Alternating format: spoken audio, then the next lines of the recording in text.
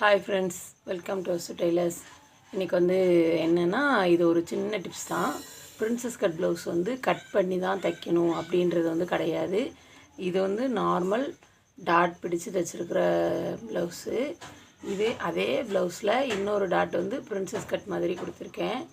இது என்ன பண்ணணும் அப்படின்னா, ஒன்றுமே இல்லை, ஜஸ்ட்டு இந்த மாதிரி டாட்டெல்லாம் பிடிச்சிட்டு இருக்கிற இந்த டாட் இருக்கு இல்லையா, இந்த டாட்டையும் கம்பைன் பண்ணால் போதும்.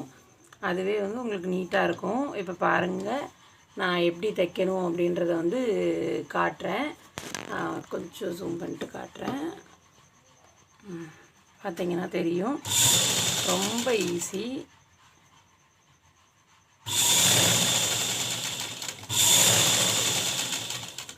இந்த இடத்துலையே அந்த இடம் மட்டும்தான் கொஞ்சம் நமக்கு இதாக இருக்கும்.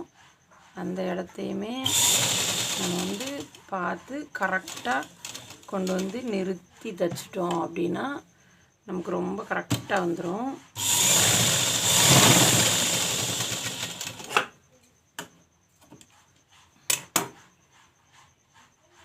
இந்த இடம்தான், அவ்வளோதான்.